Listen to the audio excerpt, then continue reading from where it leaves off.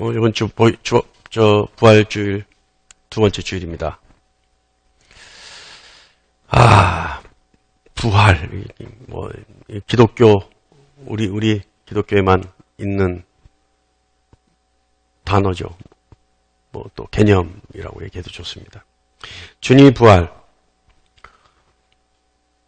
이 주님의 부활이 우리의 부활이 되기 위해서는 우리가 해야 할 일이 있어요.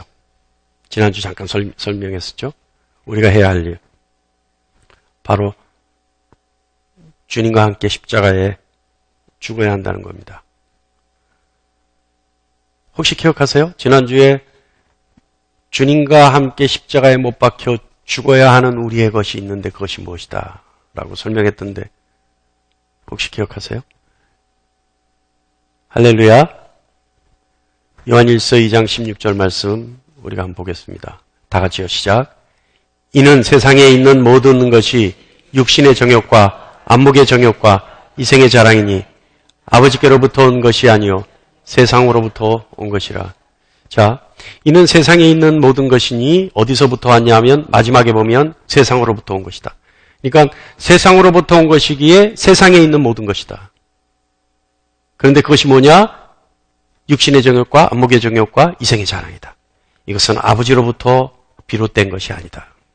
이 말씀이에요. 그러니까 우리가 이 말씀처럼 육신의 정욕과 안목의 정욕과 이생의 자랑을 주님의 십자가에 못 박아 죽여야 한다.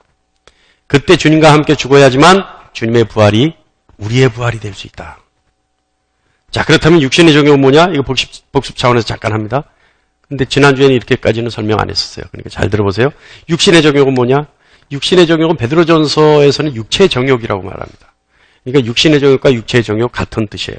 자, 그럼 육신의 정욕은 뭐냐? 타락한 인간의 본성이 육신의 정욕이에요. 타락한 인간의 본성이 육신의 욕망을 따르는 것, 이것이 육신의 정욕이에요. 이 육신의 정욕의 특징이 있는데 하나님을 거슬러요. 하나님을 거부한다 이 말이죠. 이것은요, 철저하게 자기 유익을 위한 행동이에요.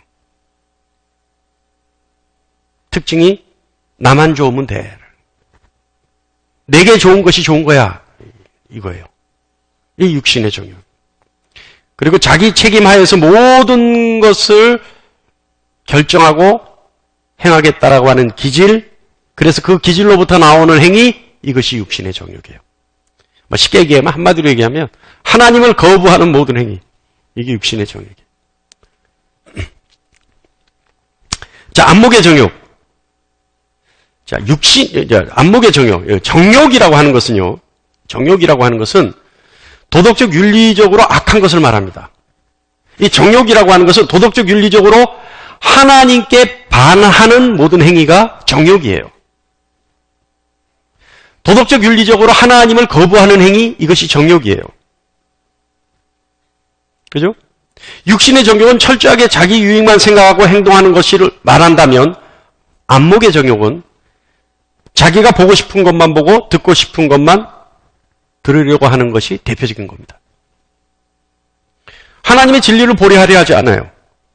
하나님의 진리를 알려 하지 않아요. 자기 주장이 맞고 자기 생각이 맞다고 생각합니다. 여긴 미혹되어 있는 것도 마찬가지고 거짓의 영에 붙잡혀 있는 것도 마찬가지예요. 여러분, 이 안목의 정욕의 가장 대표적인 행동이 뭔지 아세요? 안목의 정욕의 가장 대표적인 거. 우리가 쉽게 저지르는 행동이에요. 뭐냐면 예배를 빠지는 거예요. 예배를 빠지는 거예요. 이 예배를 빠지는 거는요, 여러분. 예배는 뭡니까? 하나님의 감사에서 우리가 하나님께 드리겠다라고 하는 약속이에요. 이거는 우리가 앞으로 영원토록 해야 될 일들입니다. 그죠? 우리가 죽으면 끝나나요, 예배가? 아니에요. 그때는 천상에 올라가서 종일토록 하나님을 예배해요. 하나님을 찬양해요. 그러니까 우리가 이 예배라고 하는 것은 앞으로 영원토록 있을 일, 이것을 약속한 일이에요. 그런데 안목의 정욕이 뭐예요? 내가 바쁜 일 있으면 빠져버리는 거예요. 내가 좋은 것만 생각하고 내가 판단이 맞는 거고 내 중심에 모든 결정이 맞는 거예요. 이거 잘못된 거죠. 이게 안목의 정욕의 두드러진 특징입니다. 이해하십니까? 할렐루야. 그 다음에 이생의 자랑. 이것도 우리에게 있죠. 늘 있어요. 이생의 자랑. 자기 만족에 의한 자기 자랑, 세상으로부터 각광받고 싶어하는 마음, 세상에 주목받고 싶어하는 마음, 세상의 중심에 자기가 있고 싶어하는 마음. 어때요? 없어요, 여러분? 할렐루야. 없어요? 저 있어요. 그래서 없어져야 될 거예요. 근데 다 있어요, 여러분. 근데 가장 중요한 거는요, 모든 중심에 내가 있어야 된다라고 하는 마음이에요. 그러니까 내가 중심이 돼서 내가 결정하고 내가 판단하는 거예요. 내가 생각하는 것이 맞는 거예요.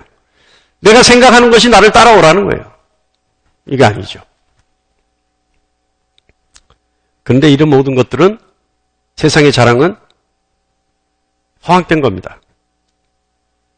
왜냐하면요, 영생의 소망이 있는 사람은 세상 것을 자랑할 필요가 없죠. 왜요? 우리에게는 영생의 소망이 있기 때문에 세상 것에는 가치도 없고 세상 것에는 미련도 없어요.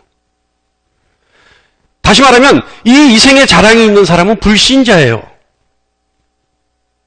이생의 자랑은 세상 것에 가치를 두는 가장 어리석은 자예요. 바울은 이렇게 얘기하죠. 우리에게 자랑이 있다면 오직 하나, 예수 그리스도다. 오직 하나. 할렐루야. 깨달을 수 있는 여러분 되시기 바랍니다. 근데요, 이게 애매한 게 이 세 가지는요, 이 세 가지 정욕들이 명확하게 어떤 선이 그어지거나 구분되어지는 것이 아니에요. 약간씩 다 오버랩돼요. 뭐라 그러죠? 걸쳐 있어요. 그러니까 구분되지 않아요. 근데 굳이 그것을 구분할 필요는 없어요. 근데 이 정욕이라는 것, 육신의 정욕, 안목의 정욕, 이생의 자랑, 이것이 나에게 있는지 없는지는 알 수는 있어요. 어떻게 알 수 있을까요?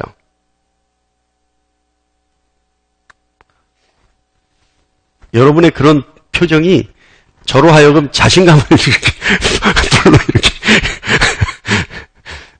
여러분이 막 말을 하려고 하면 제가 불안한데 여러분이 아예 포기하고 전혀 모르겠다는 표정을 짓고 있으면 막 제에게 자신감이 생겨요. 그러니까 여러분 표정이라도 막 말하려고 하는 표정을 할 필요 없어요. 알 수 있는 방법인데 그것이 뭐냐면 바로 우리 안에 있는 양심이에요. 양심. 우리 양심이 알아요. 그러니까 우리가 그 양심의 어떤 반응을 자각하지 못하고 우리가 인식하지 못한다 하더라도 우리 양심은 내가 그 정욕에 있어서 내가 그 정욕을 가지고 부리고 있다는 것을 알고 있어요. 그래서 나는 알지 못해도 내 양심이 반응하는 반사작용이 있어요. 그 정욕에 대해서 반사작용이 있어요. 그래서 그 반사작용이 어떻게 나타나냐면 하나님을 거부해요. 이 정욕에 쌓여있는 사람들은 하나님을 거부해요. 그리고 예수 그리스도의 십자가를 싫어해요. 사실은 예수 그리스도의 십자가 안에 가장 귀한 낙이 있는데도 불구하고 세상 낙을 더 좋아해요. 그리고 성령의 이끄심을 뿌리쳐버려요. 이 양심의 반사작용이에요. 자기가 가지고 있는 정욕에 대한 양심의 반사작용으로 하나님을 거부해버려요. 이해하십니까? 있어요, 없어요, 우리 안에? 있어요. 이게 있어요. 저와 여러분 안에 있어요. 그러니까 이거 없어야 되는 거예요, 이게. 자, 그러기 위해서는 우리 어떻게 해야 돼요? 양심에 화인 맞지 않기를 힘써야 되는 거예요. 근데 여러분, 제가 일부 예배 때도 잠깐 설명했었는데, 양심에 화인 맞은 사람은요, 정말 있어요. 정말 있어요. 무슨 이단이라고 얘기하지는 않겠습니다. 근데 이단이에요. 그들도 뭐 예수를 믿는다 하니까 이단이에요. 근데 그들은 우리와 달라요. 근데 우리가 저 아멘교회가 있기 전에, 여기에 있기 전에 천막교회 할 때, 우리 천막교회 바로 앞에 그 교회가 있었는데, 정말 여러분, 깜짝 놀랐어요. 그냥 남의 집에 가서요. 정말요, 여러분, 제가 보고 목격한 거예요. 남의 집에 심겨져 있는 화초를 뽑아요. 그리고 가져가요. 근데 집주인이 와서 왜 가져가냐 그러면 예뻐서 가져간대요. 여러분 이해 가세요? 여러분 이해 가세요? 남의 텃밭에 있는 야채를 뽑아가요. 그럼 텃밭 주인이 와서 왜 뽑아가냐 그러면 먹고 싶어서 뽑아간대요. 여러분 이해 가세요? 집 앞에 차를 대요. 자기네 예배 보려고 그 골목에 차를 다 대요. 집주인이 나와요. 왜 우리 집 앞에 차를 대느냐? 우리 차도 못 대는데 이러면 되느냐? 그럼 뭐라는지 아세요? 여기가 네 땅이냐 그래요. 제가 깜짝 놀랐어요. 그 동네 분들이 교회라 그러면 치를 떨어. 그러니까 우리 아멘교회가 거기 천막을 짓고 교회 한다고 할 때 동네 사람들이 피켓 들고 나왔어. 여기 또 이런 사람들 온다고. 정말 그래요. 그런데 안타까운 건 뭐예요? 다 같은 교회로 인식한다는 거예요. 그런데 양심의 화인을 맞으면 이런 행동을 서슴없이 해버려요. 근데 그것이 뭐예요? 여러분은 양심이 주님 보혈로 적셔져 있으니까 이것이 잘못됐다는 걸 아니까 웃는 거 아니에요 지금. 어이가 없으니까 웃는 거 아니에요. 그런데 이것을 잘못으로 모른단 말이에요. 화인을 맞으면. 이게 문제인 거예요. 양심의 화인을 맞으면 이것이 잘못된 행동이고 잘못된 생각이고 이것이 잘못된 결과를 낳는다는 걸 몰라요. 주님의 보혈로 늘 여러분의 양심이 적셔져 있기를 간절히 축원합니다. 오늘 본문 말씀 보면요. 바울은 본문 8절 말씀에 다 같이 한번 읽어볼까요? 시작.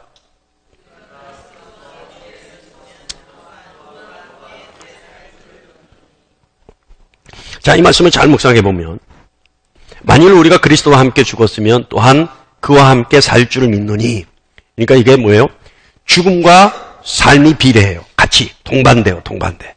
자, 이걸 잘 생각해 보면 우리가 그리스도와 함께 죽으면 또한 그와 함께 살 줄을 믿는다. 이 말은 함께 살기 위해서는 함께 죽어야 한다. 이렇게 설명할 수도 있죠.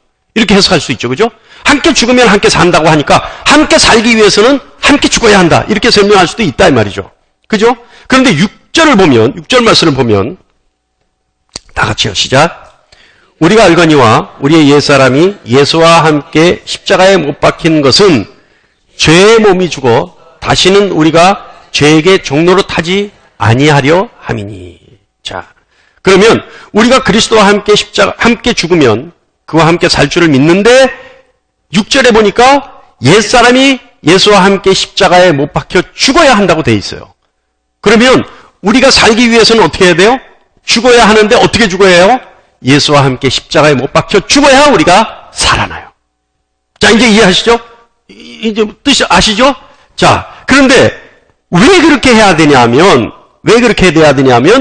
죄에게 종로로 타지 않기 위해서 반드시 죽어야 한다는 뜻이 내포되어 있어요. 이 말씀에. 왜냐하면 죄의 값은 죽음으로 지불해야 되기 때문에 그렇습니다. 그죠? 죽음으로 죄의 값을 지불하면 더 이상 죄에 대해서 책임지지 않아도 되죠. 그래요, 안 그래요? 7절 말씀 없어요. 이는 죽은 자가 죄에서 벗어나 의롭다 하심을 얻으려 함이니. 자, 죽음으로 죄의 값을 지불한 자에게는 더 이상 죄의 책임에 대해서 묻지 않죠. 왜냐하면 죄의 삭스 사망이에요. 그죠? 자, 머릿속에 이제 차곡차곡 쌓아놓으시면 됩니다. 그런데 죄에 대해서 죽는다는 것은 영원히 죽을 수밖에 없는 죄의 결과로서의 죽음이에요. 죄에 대해 죽는다는 것은. 그죠? 죄의 결과로서의 죽음이에요. 죄의 값은 사망이기 때문에 죽음인 거예요. 그러니까 절망이고 끝이에요. 그런데 주님이 죽으신 십자가의 주님과 함께 죽은 사람은 주님이 부활하실 때 부활할 수 있는 은혜가 주어져요. 왜냐하면 이것은 죄의 결과로서의 죽음이 아니라 주님이 십자가에 죽으실 때 그때를 놓치지 않고 함께 죽은 사람들에게 주시는 하나님의 은혜이기 때문에 그래요. 이 사람들은 주님이 죽으실 때 죄에 대하여 함께 죽으면 주님이 부활하실 때 함께 부활할 수 있다라고 하는 믿음이 있으면 이루어질 수 있는 신비로운 하나님의 역사가 그거예요. 그래서 9절 말씀에 이 믿음은 진리를 아는 사람들이 갖는 권리다 라는 의미의 말씀이 있습니다. 그리고 이 진리를 알아서 하나님이 주시는 은혜의 권리를 갖는 사람은 자신의 믿음을 신뢰하라는 말씀으로 11절에 끝을 맺습니다. 이것이 이제 조금 전에 6절서부터 11절까지 말씀의 대략적인 설명이에요. 말씀만 보면 헷갈릴 수 있으니까 제가 이렇게 풀어서 설명을 한 거예요. 근데 오늘 요 말씀들을요, 한 절 한 절 정말 강해해서 이 말씀이 하고 있는 이 맛을 좀 봐야 되는데, 오늘은 주제가 따로 있는 설교라서 요 말씀은 다음번에 한번 하겠습니다. 근데요, 이제 우리가 이 말씀 보면요, 나중에 하겠습니다. 자, 근데, 여러분, 우리 한번 생각해 보세요. 주님의 십자가에 죽기 위해서는, 우리가 주님의 십자가에 죽기 위해서는 어떻게 해야 돼요? 아까 얘기했던 대로, 요한일서 2장 16절 말씀대로, 육신의 저격, 안목의 정욕, 이생의 자랑을 십자가에 못 박아 죽여야 하는 거예요. 그런데 이 죽이기 위해서는 어떻게 해야 돼요? 여러분, 죽인다는 거는요, 살아있는 것을 없애는 거예요. 살아있는 것을 더 이상 살아나지 못하게 그 명을 끊어버리는 게 죽이는 겁니다. 그죠?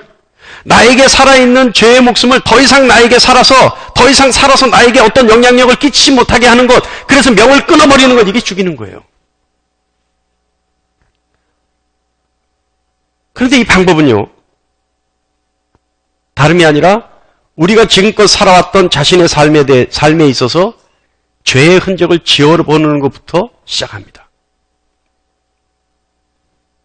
간단하게 얘기하면 주님의 십자가에 내가 지금껏 지은 죄의 대가로 죽기 위해서는 주님의 십자가 앞에서 죄의 흔적을 지워버리는 것으로 시작한다는 거예요. 그 죄의 흔적을 지워버리는 것 뭘까요? 죄의 고백이에요. 죄의 고백. 우리가 지은 죄에 대해서는 그 흔적을 지울 방법이 없어요. 방법이 있다면 그 죄를 용서하실 수 있는 분 앞에서 용서를 구하는 방법밖에 없습니다. 그래서 그 죄의 고백, 용서를 구하는 것, 이것이 바로 회개라는 겁니다. 여러분 한번 생각해 보세요. 아까도요, 제가 설명했지만 살아 없애는 것이 아니라, 죄의 고백은 살아 없애는 것이 아니라 치워버리는 거, 치워서 내 눈앞에서 없애는 것이 아니라 살아있는 것을 더 이상 살아나지 못하게 그 명을 끊어버리는 건데, 이게 얼마나 힘들겠어요.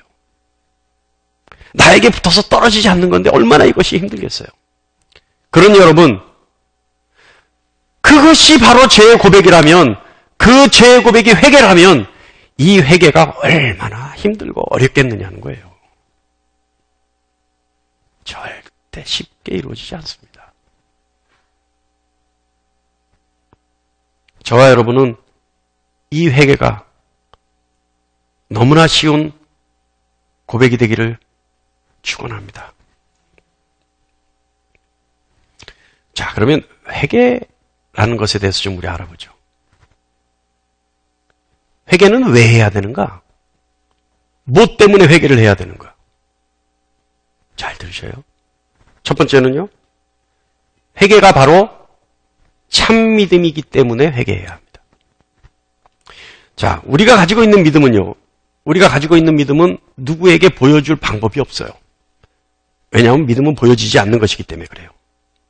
그런데 우리가 가지고 있는 믿음을 간접적으로 보여줄 수 있는 방법이 있어요. 그것이 뭐냐면 바로 회개입니다. 우리는요, 하나님에 대해서 아는 지식을 믿음이라고 생각할 수 있어요.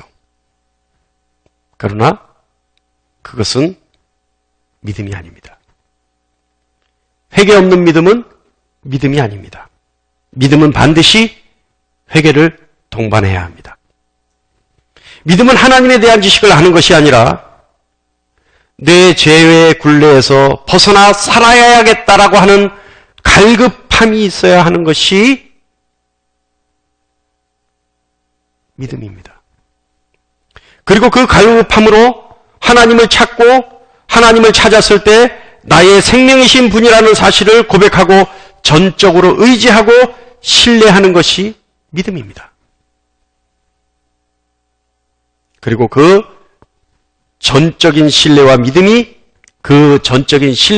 표명이 바로 회개입니다. 할렐루야! 두 번째는요, 참 회개만이 죄 용서를 받을 수 있기 때문에 그렇습니다. 죄에 대한 후회와 슬픔의 회개만이 죄의 근원이 되는 정욕과 타고난 악한 성품을 십자가에 죽일 수 있기 때문에 그렇습니다. 또한 십자가에 죽어야지만 부활할 수 있기 때문에 우리는 십자가에 죽어야 합니다. 그것이 회개입니다. 세 번째는요, 주님은 죄인을 위해서 오셨습니다. 그것 때문에 우리는 회개해야 합니다. 죄의 해결의 방법은 십자가라는 진리를 우리는 이미 다 알고 있습니다. 그죠? 여러분 알고 있죠? 죄의 해결은 뭐예요? 십자가라는 사실을 우리는 이미 알고 있어요. 그런데 주님은 그 십자가의 죽음을 위해 오신 겁니다. 주님이 이 땅에 오셔서 하신 사역이 뭐예요? 십자가의 죽으심이에요. 그 십자가의 죽으심을 위해 주님은 오셨어요. 근데 주님은 마태복음 9장에 건강한 자에게는 의사가 필요 없고 병든 자에게 쓸 데가 있다. 이렇게 말씀하셨어요. 주님의 말씀에는 의인에게는 주님이 필요 없지만 죄인에게는 주님이 필요하다는 거예요. 죄인. 주님은 또한 하나님의 나라를 위해서 회개해야 된다라고 사역을 시작하시면서부터 우리에게 가르쳐 주셨어요. 주님의 사역의 목적은 회개입니다. 아버지 하나님의 관심은 우리의 회개입니다. 그래서 히브리서 6장 1절에 회개가 그리스도의 도의 가장 기본이고 근본이라고 말씀합니다. 그리스도의 도의 가장 근본이고 기본이라는 건 무슨 뜻이에요? 그리스도를 따르는 데 있어서 가장 근본이 되고 기본이 되는 것이 회개다라는 거예요. 한번 읽어볼까요? 시작. 그러므로 우리가 그리스도의 도의 초보를 버리고 죽은 행실을 회개함과 하나님께 대한 신앙과 이렇게 또 나옵니다. 그러니까 그리스도의 도를 따르는 가장 근본이고 기본은 회개다. 네 번째는요. 회개만이 세상에 대해 죽는 것이기 때문에 그렇습니다. 회개는요. 죄를 미워하고 지은 죄에 대해서 슬퍼하는 겁니다.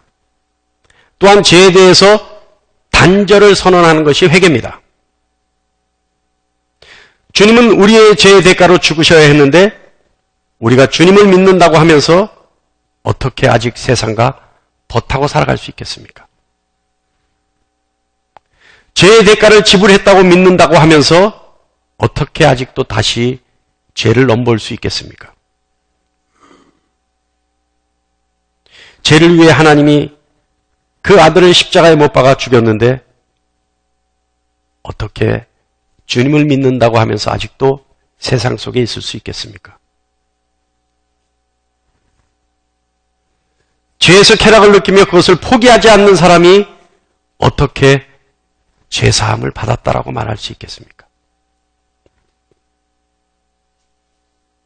그리스도께서 대가를 치러야 했던 죄를 버리지 않는 사람은 주님을 또다시 십자가에 못 박아 죽이는 결과를 낳습니다.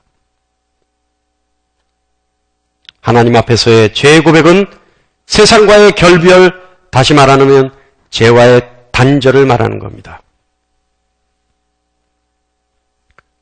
하나님이 주신 귀한 선물을 내 것으로 하기 위해서는 신실하고 애통한 마음으로 회개해야 합니다. 할렐루야. 다섯 번째로요.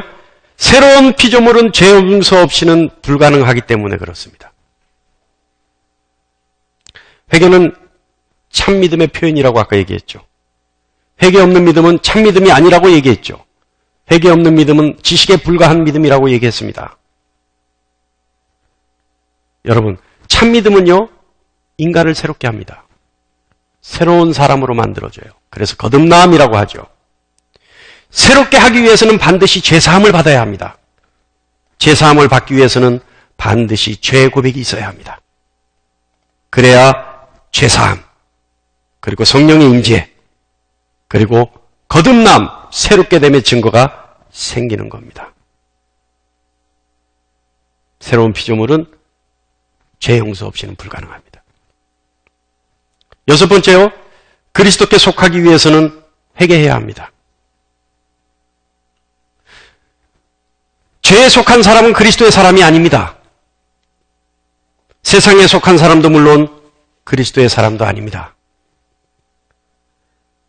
우리가 그리스도께 속해 있기 때문에 하나님의 은혜로 완전한 용서를 받을 수 있는 겁니다. 그래서 그리스도께 속하기 위해서는 회개, 다시 말하면 모든 죄를 십자가에 못 박아 죽여야 합니다. 할렐루야! 너무 빠른가요? 오늘 성찬이 있어서 시간이 없는 것 같아서 막 빨리 가고 있는데 너무 빠른가요? 그래도 다 받아들이시죠? 마지막 7제는요, 그리스도와 함께 죄로부터 부활하기 위해서 회개해야 합니다. 죄 가운데 거하는 사람은요, 그리스도가 무익합니다. 그리스도와 함께 죄에 대하여 죽지 않은 사람은 그리스도의 죽음이 무의미합니다.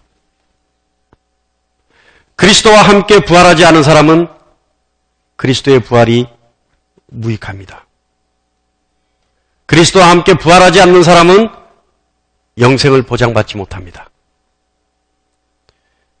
그리스도와 함께 부활하기 위해서는 죄사함, 다시 말하면 참 회개를 반드시 해야 합니다. 할렐루야! 자, 이제 다 끝났어요. 다 끝났어요. 7가지 준비했는데 7가지 다. 여 안에 뭐 다 있어요. 회개 왜 해야 되는지.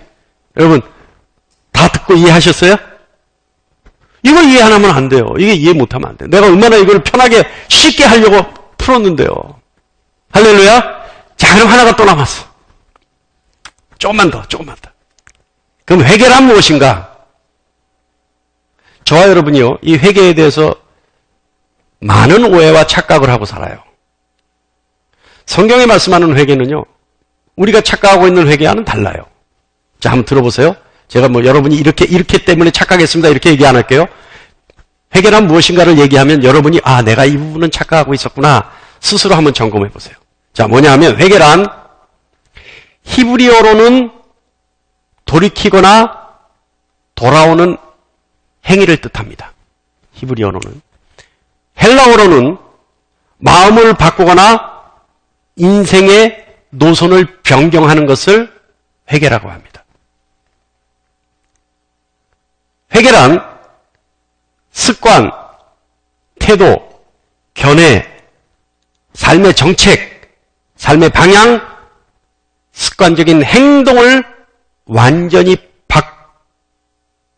바꿔서 그릇된 삶의 패턴에서 빠져나와 바른 삶의 패턴으로 방향 전환하는 것, 그 행위, 이것이 회개입니다. 이 기독교는요, 아주 독특한 종교죠. 그래서 이 회개라는 것이요, 기독교에 있어서 독특한 종교 행위입니다. 회개는요, 범죄 행위를 포기할 마음을 품고 하나님의 용서를 갈망하며 지금부터 그분을 기쁘시게 하는 삶을 살겠다라고 하는 노력의 시작이 회개입니다. 회개는 실제로 죄의 용서와 심령의 변화를 위해 하나님께 기도하기로 결정하는 것, 이것이 회개입니다. 회개는 하나님과의 관계를 회복하기 위해 하나님 앞에 죄 용서를 구하려 무릎 꿇는 것이 회개입니다. 자, 그러면 어때요? 회개는 굉장히 범위가 크죠? 나의 죄 고백뿐만 아니라 무엇까지요? 내가 가지고 있는 삶의 패턴도 바꿔버리는 거예요. 쉽게 얘기하면 내 죄 고백뿐만 아니라 내가 가지고 있었던 세상의 모든 습관도 바꾸겠다고 선포하고 바꾸려고 노력하고 바꾸어지는 것이 회개예요. 그렇다면 여러분, 저는 아직 회개가 덜 됐어요. 저는 아직 회개 안 된 것 같아요. 오늘 이 말씀을 준비하다 보니까 회개가 아직 안 된 것 같아요. 습관과 태도와 견해와 삶의 정책과 방향과 행동, 이것이 완전히 바뀌어져서 삶의 방향이 바뀌어지고 삶의 패턴이 바뀌어지고 삶의 모양이 바뀌어지고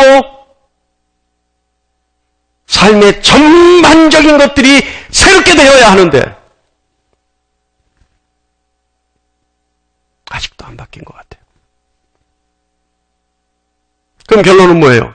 오늘 말씀에 의하면 나는 아직 회개하지 못한 거예요.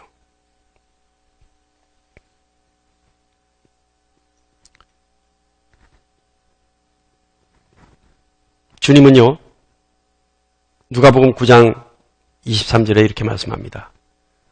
누구든지 나를 따라오려거든 자기를 부인하고 날마다 제 십자가를 지고 나를 따를 것이니라.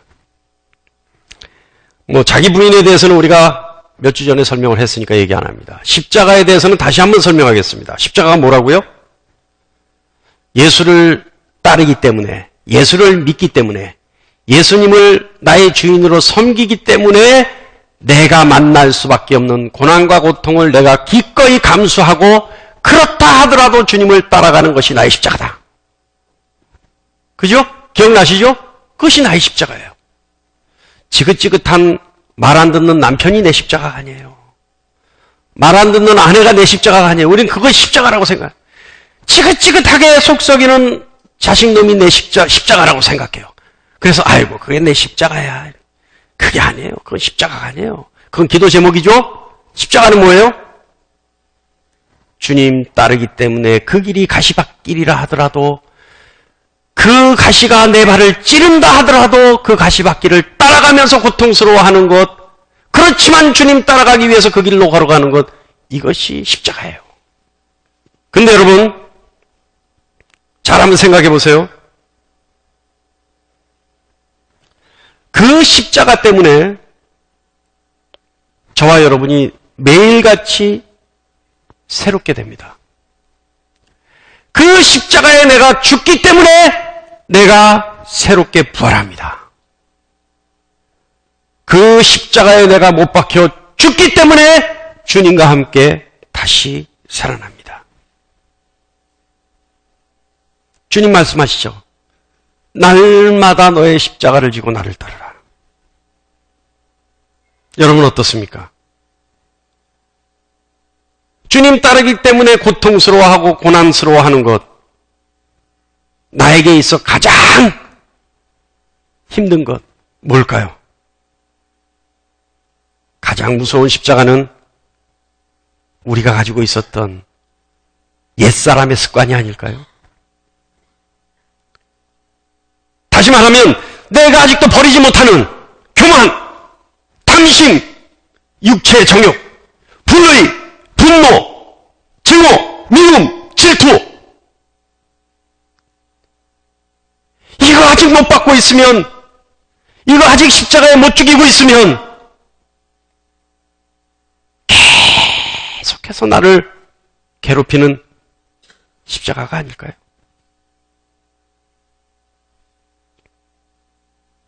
우리가 가지고 있는 옛것에 대한 향수, 옛것에 대한 유혹, 이것보다 더 큰 게 있을까요? 여러분, 저는 오늘서부터 옛것에 대한 것 다시 한번 주님의 십자가에 못 박기로 작정했습니다. 여러분도 저와 함께 각오를 다지는 여러분 되시길 바랍니다. 다시 말하면 주님의 십자가 앞에서 다시 우리의 마음을 모아서 회개하기를 바랍니다. 오늘 제목이 뭐예요? 주보 한번 보세요. 오늘 제목 뭐예요? 자, 제가 나는 내일 죽는다. 여기에서 버뜩 떠오르는 게 하나 있다. 이거 얘기하는 분은 제가 문화상품권 10,000원짜리 드립니다. 그리고 우리 형제가 얘기하면 문학청년으로 제가 인정을 하고 자매들이 얘기하면 문학소녀로 제가 인정합니다. 나는 내일 죽는다. 이 제목을 보면서 퍼뜩 떠오르는 게 있다. 없습니까? 또 한 번 제가 기뻐요, 여러분이. 이게요, 옛날의 소설 제목이었어요. 모르세요? 예, 매일 죽는 남자라는 소설도 있었고 영화도 있었어요. 예, 단역 배우인데 그 사람은 죽는 장면만 전문으로 하는 단역 배우예요. 그래서 그 소설 첫머리를 보면 나는 오늘도 죽으러 나간다 이렇게 써 있어요.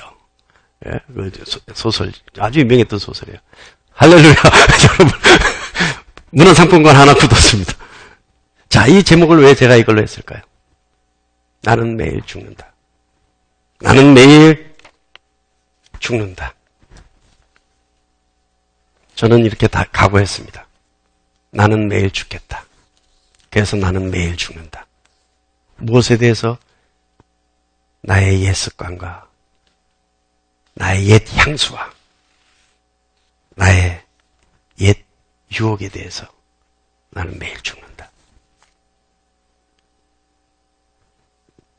그래서 주님이 주시는 진정한 부활을 매일 맛보는 여러분 되시길 바랍니다.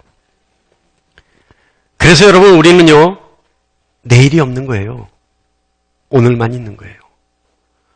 오늘 내가 주님의 십자가에 못 박아 죽으면 내일 주님이 나를 살려주시는 거예요. 그래서 그 하나님이 우리를 책임져 주시는 거예요. 그래서 부활하기 위해서 주님이 기다리고 계시는 거예요. 그래서 성령 하나님이 말할 수 없는 탄식으로 우리를 도와주시는 겁니다.